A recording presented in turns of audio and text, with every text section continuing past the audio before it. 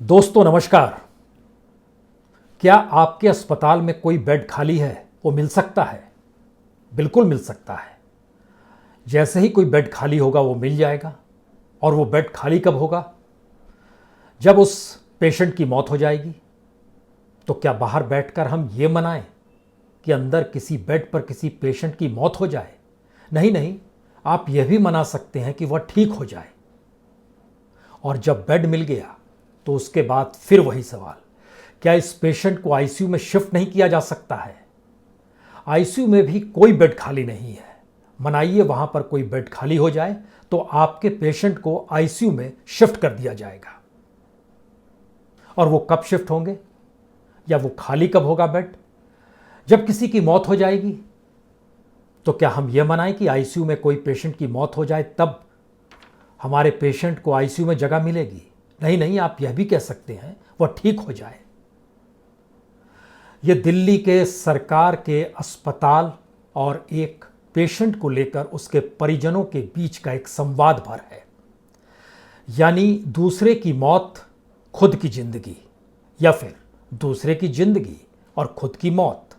जिसको भी जिस नजरिए से देखना है देख लीजिए, लेकिन यह एक स्थिति है कि बेड आपको तभी मिलेगा जब अंदर के पेशेंट की मौत होगी या वो ठीक हो जाए। और स्थितियां बतलाती हैं कि ठीक होने वालों की तादाद मौत की तादाद में बेहद कम है।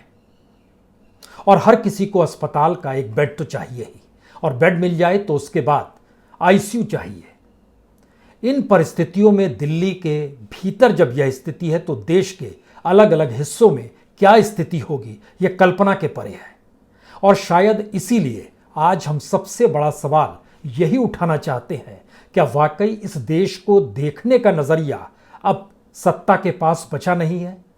या इस देश के भीतर में किसी भी तरीके से कोई मैनेजमेंट हो, कोई प्लानिंग हो, इसकी कोई सोच नहीं बची है?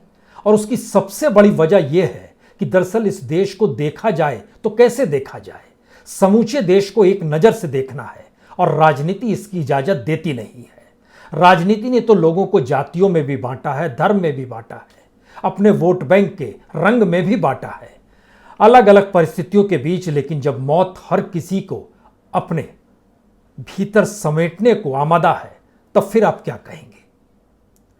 हमें लगता है कि इस देश को देखने का नजरिया होना क्या चाहिए, और खास तौर से तब जब देश की सुप्रीम कोर्ट भी बीते 7 दिनों में जितनी बार भी सुनवाई की है उसने इसी बात का जिक्र किया है कि कुछ आदेश देने से शायद कुछ नहीं निकलेगा, एक साथ सबको काम करना पड़ेगा।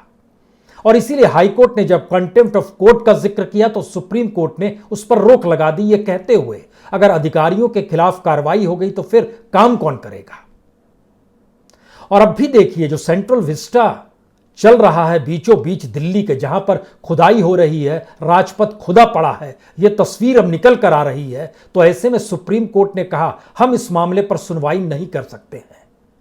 जबकि सवाल यह था कि सेंट्रल विस्टा को इसलिए रोका जाना चाहिए क्योंकि जो भी कंस्ट्रक्शन होता है उससे कहीं ना कहीं किसी ना किसी रूप में धूल गर्द उड़ती ही है, और आने जाने वाले लोगों के फेफड़ों में वह धूल गंध जाती ही है। और ऐसे मौके पर जब इस देश के भीतर में, वह भी राजधानी में, सांस भारी पड़ रही है तो इस पर रोक तो तुरंत लग जानी चाहिए, यूं ही लग जानी चाहिए, एक सामान्य ज्ञान की सोच है। लेकिन नहीं, सब कुछ चल रहा है। सुप्रीम कोर्ट के दायरे में आकर चीजें बदल क्यों जाती है? सत्ता के चश्मे से देखिए, रायसीना हिल्स पर चढ़िए और नॉर्थ और साउथ ब्लॉक के भीतर बैठे हुए बड़े बड़े बाबुओं को देखिए और तब समझने की कोशिश कीजिए इस देश को देखने का नजरिया कहां गायब हो गया है। दुनिया भर से मदद आ रही है, लेकिन वो मदद राज्यों तक पहुंच क्यों नहीं पा रही है, अस्पतालों तक पहुंच क्यों नहीं पा रही है? हर कोई मदद करने के लिए पूरे तरीके से तैयार है, लेकिन वो मदद अब भी समूचे देश में क्यों नहीं पहुंच पाती है? जबकि हर कोई जान रहा है ये वायरस ना गरीब देखता है, ना रईस देखता है, ना शहर देखता है, ना गांव देखता है। तो हमें लगता है कि आज एक ऐसा मौका है, इस देश को देखने का नजरिया क्या हो और ऐसी कौन सी प्लानिंग बनाई जाए जिसको लेकर सुप्रीम कोर्ट ने भी अभी तक अपनी आंखों पे पट्टी बांधी हुई है या वो प्लान बना नहीं पा रहा है। मोदी सरकार भी कोई प्लान नहीं बना पा रही है, राज्य सरकारों ने भी अपने तौर पर कोई प्लान बनाया नहीं है। जबकि सच यह है कि इस देश के भीतर में दो ही ऐसे सिस्टम हैं जो गांव के अंदरूनी हिस्से तक जाते हैं। उसमें इस देश का एक पीडीएस सिस्टम है, यानी राशन दुकानों का सिस्टम, और दूसरा इस देश के बैंकिंग सर्विस का सिस्टम है, जो बैंकों के ब्रांच के जरिए समूचे देश में फैला हुआ है। तो और इस देश के भीतर जो नौकरशाही है, उनके साथ जितनी बड़ी तादाद में केंद्र और राज्य सरकार के सरकारी कर्मचारी जुड़े हुए हैं, अगर उन्हें भी लगा दिया जाए, और इस देश में तकरीबन 12.5 लाख डॉक्टर, अगर उन्हें भी लगा दिया जाए तो भी आप एक सिस्टम बना सकते हैं। तो आइए आज हम जरा इस सिस्टम पे बात करें। इस देश में क्यों एक ऐसे प्लानिंग की जरूरत है जहां पर आप देश को देखने का नजरिया बिल्कुल साफ दिखाई देने लगे। यानी दो ही जरूरतें तो पूरी करनी है, एक वैक्सीन हर तक पहुंचाना है, दूसरा ऑक्सीजन के संकट या ऑक्सीजन की कमी से किसी को मरने देना नहीं है। और इन दोनों परिस्थितियों को इस देश में लागू कराने में क्यों दिक्कत आ रही है, हमें लगता है कि यह आप आखिर में सोचिएगा। पहले जरा समझ लीजिए क्या स्थिति इस देश के भीतर की है। आज भी स्विट्जरलैंड से 600 ऑक्सीजन कंसंट्रेटर आए हैं, 50 वेंटिलेटर आए हैं। नीदरलैंड से आज ही 439 वेंटिलेटर आए हैं, 100 ऑक्सीजन कंसंट्रेटर आए हैं। बैंकॉक से एयरफोर्स का जहाज आज ही 4 क्रायोजेनिक कंटेनर लेकर पहुंचा है। और बाहर से जो आया हुआ माल है उसकी तादाद तकरीबन 6000 ऑक्सीजन कंसंट्रेटर की है, लगभग 3500 से ज्यादा ऑक्सीजन सिलेंडर की है, 9,28,000 मास्क भी आए हैं और 1,36,000 से ज्यादा रेमडेसिविर भी आए हैं। इस बीच में आरबीआई ने भी कहा है कि 50,000 करोड़ जो लिक्विडिटी विंडो है वो हेल्थ सेक्टर के लिए खोल रही है। इस बीच में यूबीएस जो स्विस बैंक है उसने तकरीबन $1.5 मिलियन की मदद का ऐलान भी किया है। सिटी ग्रुप ने भी 200 करोड़ देने की बात की है। जो वेदांता ग्रुप है उसने गुड़गांव में 100 बेड का एक हॉस्पिटल बनाने का जिक्र किया है। स्टार इंडिया 50 करोड़ दे रहा है। इंडिगो विमान लगातार एयरलिफ्ट कर रहा है और बीते दिनों तक यानी कल तक तकरीबन उसने 2717 ऑक्सीजन कंसंट्रेटर जो हैं थाईलैंड से, चाइना से, कतर से, हांगकांग से, सिंगापुर से वह लेकर आ गया है। और कुल मिलाकर इस देश के भीतर में बाहर से और राज्यों के भीतर पहुंचाने की जो एयरलिफ्टिंग है इंडिगो के जरिए वो तकरीबन 4142 ऑक्सीजन कंसंट्रेटर की। इन बातों का जिक्र हम सिर्फ इसलिए कर रहे हैं कि अगर इन्हें जोड़ते चले जाइएगा उस संकट को लेकर जो देश के भीतर में है, और अगर उसका डिस्ट्रीब्यूशन सिस्टम ठीक हो जाए और तेजी से हो जाए तो सब कुछ आपके अनुकूल हो जाएगा। लेकिन हमारे पास कोई प्लानिंग नहीं है, देश को देखने का नजरिया नहीं है। इसीलिए देश के 16 हाईकोर्ट में अलग अलग तरीके से मामले चल रहे हैं। हर राज्य सरकार अपने तौर पर कुछ कहती है, पिटीशन देने वाला अपने तौर पर कुछ कहता है। केरल हाईकोर्ट के पास पिटीशन पहुंची कि दरअसल आरटीपीसीआर जो टेस्ट प्राइस है स्टेट चाहती है, यानी वहां की जो वामपंथी सरकार है उसने कहा कि 1700 रुपए बहुत कॉस्टली है, हमने सर्वे कराया, 500 रुपए से ज्यादा यह होना नहीं चाहिए। उसके खिलाफ भी हाईकोर्ट में पहुंच गए। तो हाईकोर्ट ने कहा हम रोक नहीं लगा सकते हैं, स्टेट गवर्नमेंट ने अपने तौर पर कीमत सही बताई है, उन्होंने पूरा सर्वे किया है। तो आरटीपीसीआर का रेट क्या हो यह भी इस देश को पता नहीं है, अलग अलग जगहों पर अलग अलग है। कल तक वह सेम डे में आ जाती थी रिपोर्ट, आज की तारीख में 3 दिन लगते हैं। वैक्सीनेशन अलग अलग प्राइवेट अस्पतालों में अलग अलग कीमत वसूली जा रही है, वो कितनी भी कीमत हो सकती है। प्राइवेट अस्पतालों में सवाल 250 रुपए का था, लेकिन कहीं पर 500 लिए जा रहे हैं, कहीं 800, कहीं 900, कहीं 2000 रुपए भी लिए जा रहे हैं प्राइवेट सेक्टर में, लेकिन कोई रोक नहीं है। जो मेडिसिन की अवेलेबिलिटी है उसको लेकर भी हाई कोर्ट में ये सारे मामले अलग अलग तरीके से पहुंचे हैं। और राहत देने के लिए जैसे गुवाहाटी हाई कोर्ट में कहा गया जो कि ज्वेलिंस जो 18 साल से नीचे के बच्चे हैं उनको कैसे आप देखेंगे, उनकी दिशा में जाइए। जो 18 से 21 साल के बच्चे हैं जो कैद हैं उनको आप कैसे वैक्सीन देंगे यह भी देखिए आप अपने तौर पर।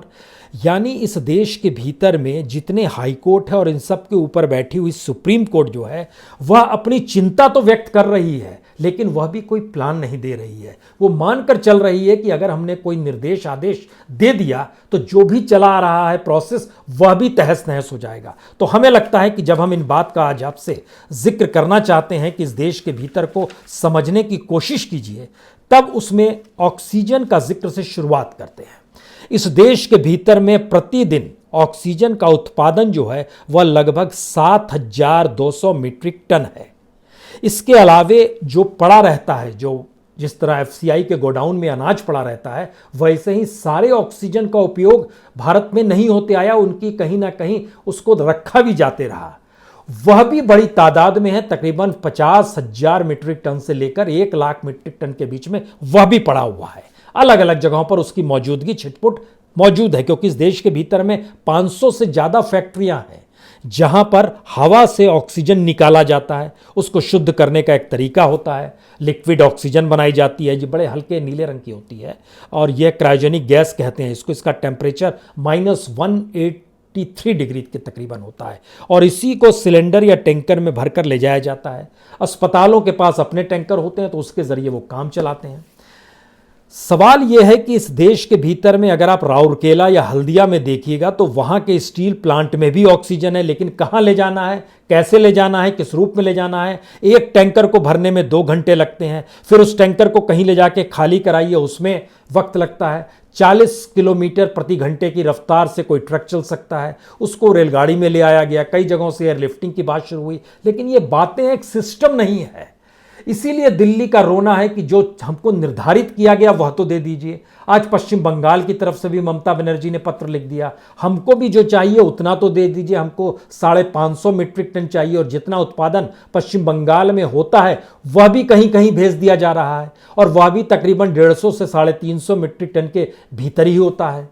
तो हर राज्य के सामने अगर ये संकट है, और अगर हम जोड़ना शुरू करें भारत के भीतर में जितनी ऑक्सीजन की उपलब्धता है, अगर उसको सिस्टमेटिक तरीके से मरीजों के साय तले उनको जो जरूरत है उसका एवरेज निकालना शुरू करें, तो एक बात तो क्लियर है कि ऑक्सीजन डिस्ट्रीब्यूशन में तुरंत परिस्थिति अनुकूल हो जाएगी।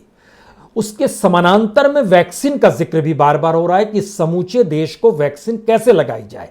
आज की परिस्थिति यह है कि आप दिल्ली एनसीआर के इलाके में देखिएगा तो सब जगह आपको, अगर आप जाइएगा, जो इनके पोर्टल सिस्टम है और जो बनाया गया है कि इसमें आप अपने आप नाम को रजिस्ट्रेशन कराइए, हर जगह आपको दिखाई देगा कि बुक्ड है, वहाँ चीज़ें उपलब्ध नहीं है। जहाँ उपलब्ध है वहाँ कई मुश्किलें हैं। उन अस्पतालों में जाइएगा तो वहाँ की भीड़ भाड़ आपको डराएगी कि कहीं आपको कोविड ना हो जाए। यानी कोई सिस्टम इस रूप में देश को देखने का क्या होना चाहिए ये डेवलप किया ही नहीं गया। तो हमें यह लगता है कि इस देश के भीतर में 2 ही सिस्टम सही मायने में आज़ादी के बाद से धीरे धीरे धीरे धीरे सिस्टमेटिक होते चले गए। एक भारत में राशन दुकान,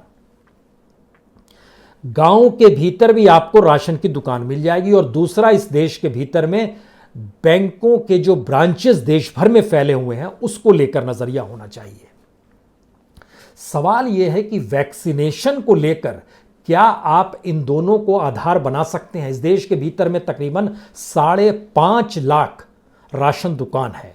इस देश के भीतर में तकरीबन 88,443 बैंकों के ब्रांच है, वो सरकारी बैंकों के ब्रांच, प्राइवेट नहीं, सरकारी बैंकों के ब्रांच इतनी तादाद में है। जो एटीएम्स हैं उनकी संख्या भी 2 लाख के लगभग है पूरे देश के भीतर में, उससे ज्यादा ही होगी। सवाल यह है कि सेंटर्स, जो वैक्सीन के सेंटर हो, उनको अगर डॉक्टर्स की मौजूदगी में आप देखना चाहते हैं तो इस देश के भीतर में लगभग 12.5 लाख डॉक्टर्स हैं। उन 12.5 लाख डॉक्टर्स का क्या उपयोग, किस रूप में उपयोग हो रहा है, क्या सरकार के पास इसका कोई डाटा है? और इस देश के भीतर में जब हमने आपसे जिक्र राशन दुकान का किया तो हमको लगता है इस देश को आप जब देखेंगे तो कैसे देखेंगे? जिले के तौर पर देखेंगे, पंचायत के तौर पर देखेंगे, कैसे देखेंगे इस देश को? और जब आप देखना शुरू करेंगे तो उसका उसी रूप में आप बिल्कुल चाहेंगे कि निदान मिल जाए। हमने जब इन चीज़ों को परखना शुरू किया तो 2-3 बात निकल कर आई। इस देश के भीतर में तकरीबन 30 लाख इलेक्टेड रिप्रेजेंटेटिव हैं जो कि ग्राम पंचायत, ब्लॉक पंचायत और जिला पंचायत स्तर के हैं। तकरीबन ग्राम पंचायत भारत में 2,53,163 है। अगर मान लीजिए इस वायरस को लेकर ये मान लिया गया है कि ये अमीर गरीब नहीं देखता है, शहर गांव नहीं देखता है, और गांव में स्थिति फैलेगी तो और नाजुक हो जाएगी, तो आपको ग्राम पंचायत स्तर तक जाना होगा। यह संभव नहीं है कि आपके प्राथमिक स्वास्थ्य केंद्र जो ग्राम पंचायत के दायरे में भी नहीं आ पाते हैं। इस देश के भीतर में जितनी बड़ी तादाद में ग्राम पंचायतें हैं उसका लगभग 30 से 35% ही इस देश में प्राथमिक स्वास्थ्य केंद्र हैं, जो सरकारी स्वास्थ्य केंद्र है, तो उससे भी काम नहीं चलेगा। इसका मतलब है कि आपको वैक्सीन देने के तरीकों को एक प्लानिंग के साथ लाना होगा और ऑक्सीजन के डिस्ट्रीब्यूशन के लिए भी एक आपको मैनेजमेंट डेवलप करना पड़ेगा। और उसके लिए आपके पास स्ट्रेंथ है, ऐसा नहीं है आपके पास स्ट्रेंथ नहीं है। आज की तारीख में इस देश के भीतर में अगर राज्य और केंद्र दोनों को मिला दीजिए तो भी तकरीबन 2,15,00,000 सरकारी कर्मचारी इस देश में काम करते हैं, जो हर स्तर पर आज क्या कर रहे हैं, शायद कुछ नहीं कर पा रहे हैं। स्कूल बंद, कॉलेज बंद, हर चीज, दफ्तर बंद, हर चीज बंद है। तो सरकारी कर्मचारियों को जो पेमेंट मिलता है टैक्स पेयर के जरिए, और सरकार को भी जो मिलता है, उनके मंत्रियों को भी मिलता है, जिनको भी इस देश के जरिए पैसे मिलते हैं कमाई के, हमें लगता है कि अब असल में उसी का नमक अदा करने की बारी आ गई है, क्योंकि देश के भीतर में एक आपात परिस्थितियां हैं। और शायद 2.5-2 करोड़ जब हम सरकारी कर्मचारी का जिक्र कर रहे हैं, तो हमने यह भी कोशिश की कि सेंट्रल गवर्नमेंट अगर अपने तौर पर चाहे तो वो कैसे, किस रूप में काम कर सकती है। सेंट्रल गवर्नमेंट के पास जो सिविलियन एम्प्लॉयज हैं उनकी संख्या लगभग 31-32 लाख है। अब आप सोचिए 31-32 लाख लोग, इनको जो पेमेंट होता होगा टैक्स पेयर का पैसा, और आपको ये जानना चाहिए कि ये जो एम्प्लॉयज हैं इनके लिए सिर्फ 2 लाख करोड़ रुपए इनके पेमेंट, इनके वेतन पे जाता है। तब इतनी बड़ी तादाद में आपके पास स्ट्रेंथ, डॉक्टरों की 12.5 लाख, सरकारी कर्मचारी राज्य और केंद्र मिलाकर तकरीबन 2.25 करोड़, और अगर केंद्र सरकार का सिर्फ दीजिएगा तो सिर्फ 32 लाख के लगभग में। इसमें हम सेंट्रल पुलिस फोर्स को नहीं जोड़ रहे हैं, जिनकी तादाद तकरीबन 9 लाख से ज़्यादा की है। और इसमें हम यह भी नहीं जोड़ रहे हैं कि किस रूप में आर्म फोर्सेस की मौजूदगी है। आर्म फोर्स की भी लगभग 14 लाख इस देश के भीतर में है।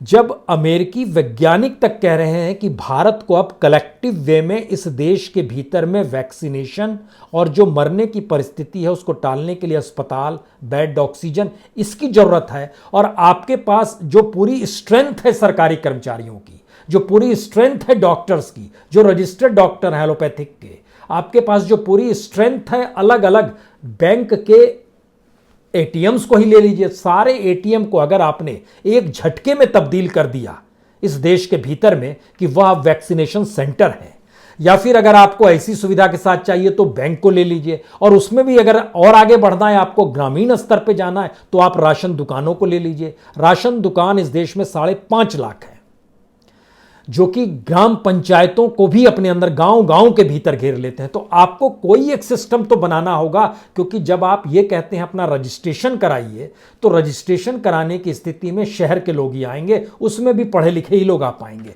और उसमें भी जिनके हाथ में मोबाइल या टेक्नोलॉजी से जो जुड़ाव होगा, क्योंकि लॉकडाउन की परिस्थिति है देश भर में, आवाजाही तो हो नहीं सकती है कि जगह जगह गए और कहीं पर बैठकर आपने लैपटॉप, उसके कंप्यूटर का इस्तेमाल किया और रजिस्ट्रेशन का, ये भी संभव नहीं है। यह भी जरूरी नहीं है कि हर मोबाइल रखने वाले के पास उसका अपना नेट भी हो, यह भी संभव नहीं है।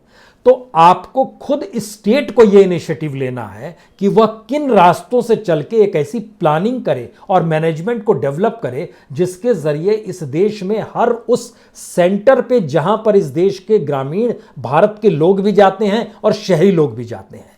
बैंक पूरे मिडिल क्लास और अपर मिडिल क्लास और अपर क्लास के दायरे में आ जाता है। जनधन योजना के तहत कहा गया नहीं, अब ग्रामीण भी जाने जा रहे हैं, गरीब भी जा रहे हैं, जनधन बैंक खाते खुल गए हैं, तो चलिए बैंक को एक बेसिक बनाते हैं। 88,000 बैंक के ब्रांच हैं, लेकिन उसके बाद भी जो छिटपुट ऐसे इलाके हैं, छत्तीसगढ़ के इलाके, उड़ीसा के इलाके, तेलंगाना के इलाके, आंध्र प्रदेश का बहुत बड़ा हिस्सा है, ग्रामीण हिस्सा, जो कि एक लिहाज से कटा हुआ है इस देश के भीतर में अपनी जिंदगी। जो भी ट्राइबल्स इलाके हैं, ग्रामीण इलाके हैं, जहां पर टेक्नोलॉजी नहीं पहुंची है, जहां परेशानी है, वहां पर आपको राशन दुकान में तो लोग लेने जाते होंगे, हर महीने जाते हैं राशन लेने के लिए कि 5 किलो अनाज मिल जाए, और अब तो 2 महीने फ्री भी आप दे रहे हैं, हर प्रति व्यक्ति 5 केजी दे रहे हैं। तो हर कोई जाएगा ही राशन दुकान में उस फ्री अनाज को लेने के लिए, वहां पर उसका वैक्सीनेशन मस्ट किया जाए, उसके राशन कार्ड में लिख दिया जाए कि आपको वैक्सीनेट कर दिया गया है। आपके पास इंफ्रास्ट्रक्चर की एक मौजूदगी है, उस मौजूदगी को आपको सिंक्रोनाइज करना है स्टेज बाय स्टेज, और ये इसलिए करने की जरूरत है क्योंकि इस देश के भीतर में आपके यहां सब कुछ ठप पड़ा हुआ है, कोई काम नहीं हो पा रहा है। और जैसे ही हम डॉक्टर्स का जिक्र करते हैं, उसमें यह समझिए कि इस देश के भीतर में जो रजिस्टर्ड डॉक्टर्स हैं उनकी संख्या है 12,55,786। इतनी बड़ी तादाद में डॉक्टर्स की मौजूदगी है। लेकिन इसका एक दूसरा सच भी है, इस कोविड बीमारी से पिछले फर्स्ट राउंड में तकरीबन 196 डॉक्टरों की मौत हो गई। 170 इसमें से डॉक्टर ऐसे थे जिनकी उम्र 50 से ज़्यादा थी। ये इंडियन मेडिकल एसोसिएशन की रिपोर्ट है, जिसके मातहत लगभग 3.5 लाख डॉक्टर सदस्य के तौर पर इनसे जुड़े हुए। उन्होंने बताया अब दूसरे वेव में कितने डॉक्टर्स मरे होंगे, तो हम अपने बेहतरीन डॉक्टर्स को भी बचा पा रहे हैं या नहीं, हम अपने बेहतरीन साइंटिफिक दिमाग को भी बचा पा रहे हैं या नहीं। हमारे ध्यान दीजिए तो एक लाइन से जब नजर आएगा तो प्रोफेशनल्स की मौत की संख्या बढ़ती चली जा रही है। इसका मतलब है कि सिस्टम हमारा ना सिर्फ कोलैप्स किया हुआ है, बल्कि यह एक मिसमैनेजमेंट और नॉन प्लानिंग की एक ऐसी परिस्थिति है जिसमें हमारे पास हमारे पार्लियामेंट्रीज को ही अगर इनको हेड बना दिया जाए कि आप अपनी कॉन्स्टिट्यूएंसी में ग्राम पंचायत के स्तर पर वैक्सीनेशन की व्यवस्था इस रूप में करेंगे, जो उनके चुने हुए नुमाइंदे हैं उनके साथ भी बैठक करेंगे, डीएम बीडीओ के लेवल तक चीज़ें जाएंगी और उनको साथ जोड़ा जाएगा, तो फिर आपके यहाँ जो सक्रिय होने वाले लोग होंगे, अगर 30 लाख इलेक्टेड रिप्रेजेंटेटिव हैं तो 2 करोड़ से ज़्यादा सरकारी कर्मचारी हैं। यानी 130-35 करोड़ के देश को बचाने के लिए एक सक्रियता इस रूप में लाने की जरूरत है, जहां पर लगे कि ऊपर से नीचे तक मैनेजमेंट काम कर रहा है। प्रधानमंत्री की बैठक हो या नेताओं की बैठक हो, इससे काम कहां चलेगा, या ब्यूरोक्रेट बैठ रहे हैं। आज हाईकोर्ट में कहा जा रहा था कि देखिए चीफ सेक्रेटरी और होम सेक्रेटरी की मीटिंग है, सुप्रीम कोर्ट में इसकी जानकारी दी गई, हर जगह पे जानकारी दी जा रही है, हम लोग बैठक कर रहे हैं और इसको निदान करने की कोशिश कर रहे हैं।